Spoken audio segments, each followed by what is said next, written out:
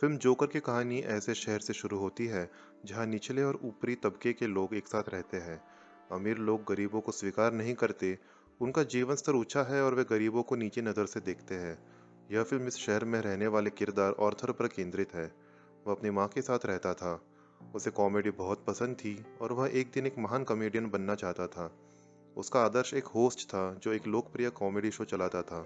वह चाहता था कि एक दिन वह अपने आदर्श के साथ उस शो में आए। उसने इस सपने के लिए कड़ी मेहनत की। फिर आर्थर को सड़क पर एक कंपनी का विज्ञापन करते हुए दिखाया जाता है, जिस पर साइन बोर्ड था। कुछ शरारती लड़के आते हैं, उसे चिढ़ाते हैं, उसका साइन बोर्ड चुरा लेते हैं और भाग जाते हैं।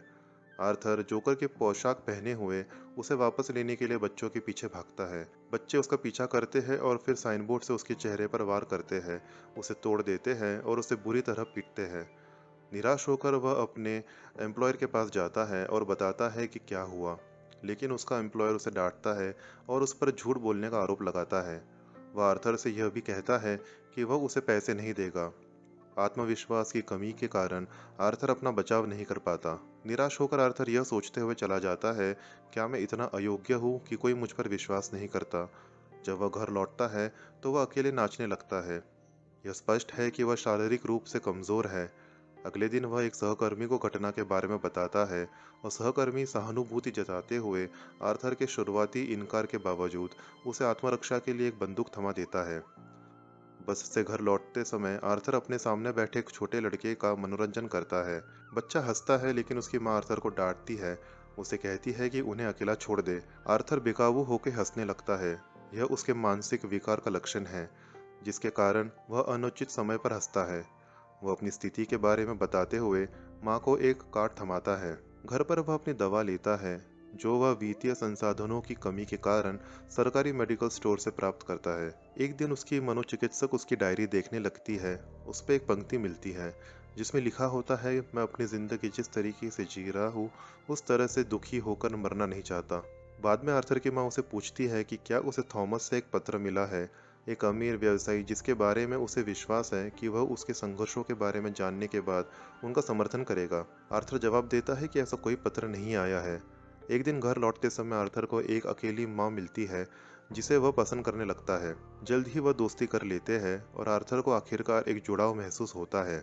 बाद में उसे बच्चे के अस्पताल में कॉमेडी करने का मौका मिलता है, लेकिन नाचते समय उसकी बंदूक गलती से गिर जाती है, जिससे सभी चौंक जाते हैं। इस घटना के बाद आर्थर अपनी नौकरी खो देता है और उसका नियोक्ता उससे गुस्से में भिड़ जाता है और उसे बताता है कि उसे पता है कि आर्थर को एक सहकर्मी ने बंदूक दी थी। विश्वासघात महसूस करते हुए आर्थर और भी निराश हो जाता है। ट्रेन से घर लौटते समय आर्थर को एक महिला को परेशान करने वाले 3 आदमी मिलते हैं। अपने विकार के कारण वह हंसने लगता है और आदमी उसे उनका मजाक उड़ाने के लिए गलत समझते हैं। वे उस पर हमला करते हैं और आत्मरक्षा में आर्थर उन्हें गोली मार देता है, जिससे तीनों की ही मौत हो जाती है। अपने किए से भयभीत होकर वह एक बाथरूम में छिप जाता है, लेकिन फिर शांत और बिना किसी पश्चाताप के नाचना शुरू कर देता है। हत्याओं की खबर समाचारों में आती है, जिसमें थॉमस टिप्पणी करता है कि तीनों पीड़ित उसके आदमी थे, जिन्हें एक जोकर ने मारा था। शहर के गरीब लोग अमीरों के खिलाफ प्रतिरोध के प्रतीक के रूप में जोकर के इर्द गिर्द इकट्ठा होने लगते हैं। बाद में आर्थर के मनोचिकित्सक ने उसे सूचित किया कि बजट में कटौती के कारण उनके सत्र समाप्त हो रहे हैं। निराश होकर आर्थर चला जाता है। घर वापस आकर उसकी माँ फिर से थॉमस के पत्र के बारे में पूछती है। वह आखिरकार उसके द्वारा लिखे गए पत्रों में से एक खोलता है, केवल यह जानने के लिए कि वह दावा करती है कि थॉमस उसका पिता है।